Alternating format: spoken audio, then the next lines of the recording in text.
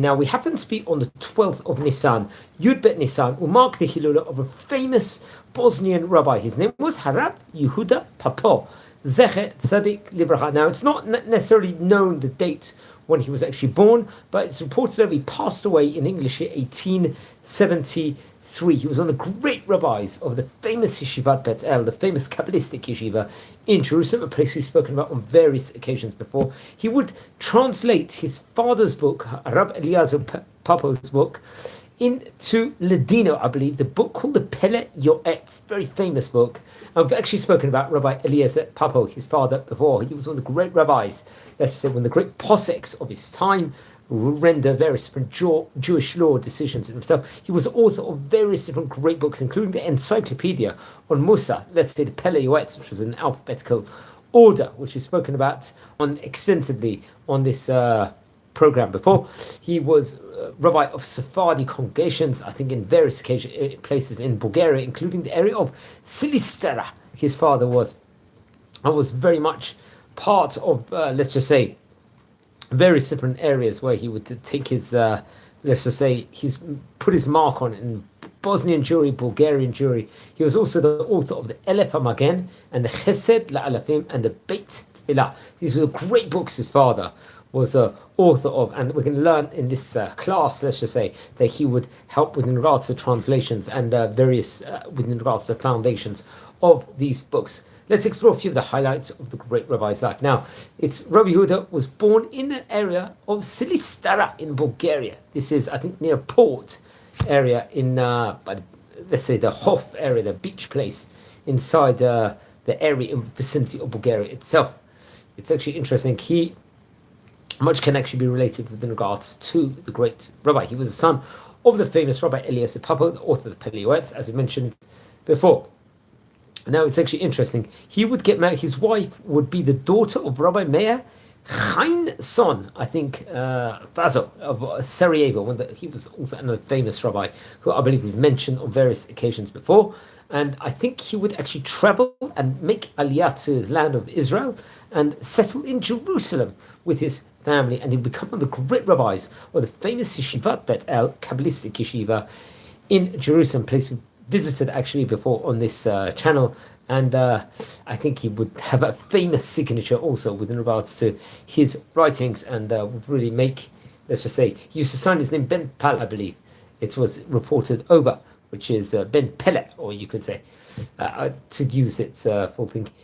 Let's just say he was part of various different yeshivot over there. I think there was a famous yeshiva called the Shevet, to be precise, Shevet Achim Yeshiva over there, place I think we've mentioned also before on this series, Shevet Achim, and he was, I believe, working inside this yeshiva with Rav Aaron Azriel. He was another great rabbi who I think passed away in the year 1879, another great Kabbalist of the Yeshivat Bet El, respectively, and he was also the Rosh Yeshiva, I think, between the years 1871 to 1881, Rav Aaron Azriel of this, let's just say, magnanimous great yeshiva in of itself. Now, it's actually interesting. He would actually deal in a lot of his time with translating his father's books and translate it into Lelאדינו, especially the Yועץ.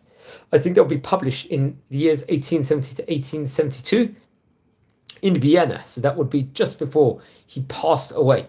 And he published his father's book, the Chesed LaAlafim, in Saloniki in 1871. Remember, these places are great Torah communities in of its day. I think he would add a few of his own extra, let's just say, parts to it in of itself. And it's interesting, there was a famous, I believe, signature once, agreement once, within regards to the Sephardi community in Jerusalem, within regards to Haskama. He was part of the rabbinic, let's just say, structure over there that would, let's say, be part of the signatory for that, which I recommend everyone to look at. He would actually spend part of his time in Israel, living in one of the other four holy cities of Israel, Hebron.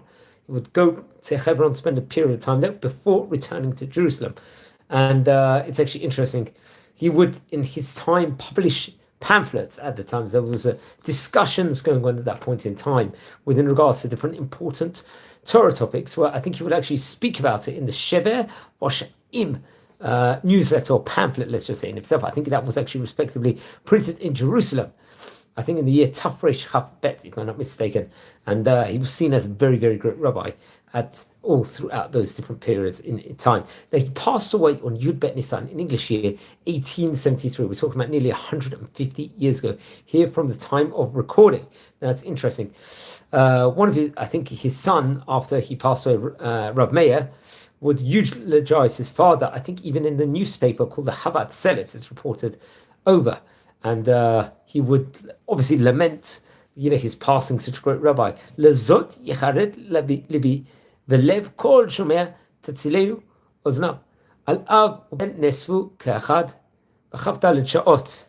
How for 24 hours a day that they were with regards to the Torah in of itself. Halo higadti lachem ma'ora yom v'nora. This was reported over. I think there's a so that was what he said. I think that's actually featured. That was this, let's just say, this quotation in itself in the J Press, I think in the National Library of Israel. This is actually documented, I think actually written on 23rd of May in the year 1873, to be precise, in the Chabad Selet newspaper. So he was really, really very much a great rabbi. It's actually written on his matzeva, on his tombstone, Ish Elokim Kadosh, Rav Meshar Shea, Mibnei Alea. חסידה ופרישה, ראשון לכל דבר אשר בקדושה, הרב מופלא וכבוד השם מלא. Speaking about how, when it came to matters of holiness, he would always be the first within regards to it, the greatness, the kindness within regards to the great rabbi. Now, another one of his sons, Rabbi Yehuda Papo, was one of the great rabbis also of Jerusalem. It was reported over. And he would also, I think, let's say, use the signature, what you said, for Ben Pele, interestingly enough. So, very, very much more can be said about it. And I would recommend everyone to learn more about the great family of the Papo rabbinic dynasty over here. You can see over here succession generations where there were great rabbis. I would recommend everyone to learn the book, the famous book of Pele Yועץ, also, which is learned about in various different yeshivot all throughout the different years. Also, his father, Rabbi Yehuda Papo, wrote Orot Elim. This is another great book, which is on Minhagim and Halachot. He wrote the Beit Filah, I said before, Elefim again, which we spoke about before, Perushim ala Mikre, Chesed Lelefim, which was a Kitzur Shulchan Aruch, Code of Jewish Law in of itself, concentrating on Yoreh and Orach Chaim, Yalzo Chasidim, which was Sefer on Chasidim. And his father wrote the Chodesh Aviv, Sefer Chidushim al Mesechtot Brachot, Shabbat and Eruvin, V'dan Yadin, which Perushit and Drashot on the Torah, respectively. So he was really one of the great rabbis of his time. Now it's actually interesting, as we stated before, I think he would actually write, his son, who we're speaking about today, Rabbi Yehuda Papo, would write other books in of itself. Let's explore a few of them. As we said before, he would write the Dinim V'Sveikot book, which I recommend everyone to look into. I think it's actually featured in the National Library Israel, maybe in manuscript form. The Kuntra Vet Poshaim, which we spoke about before. Remazim LeTorah. This was another written book, let's just say, itself, that would actually get published. I think it's actually a manuscript that's available, if I'm not mistaken, on the National Library in Israel, respectively, which is very interesting. You can see it's actually available online, I think, to see. This manuscript is in something that was actually printed, if I'm not mistaken, possibly, I'm not too sure. I think it had about 59 pages to it. This last book did, which was talking about the Remazim on the Torah, and or maybe it was 86 pages. I think it was actually written in Ivrit, respectively, and I think an online digital version is available in manuscript form, respectively. Vatsis Hilula here on Yud Bet Nisan, get to light candles in his memory. Please watch over the video we did on the Yועץ himself, Rabbi Yehuda Papo, and let's learn more about the great rabbis of yesteryear. Please subscribe to the channel. We're a community here. We have nearly 6,500 subscribers already. If you feel anyone's interested in watching any of these videos, please share the videos to those people respectively, and wish you all blessings here from Israel. Take care and be well.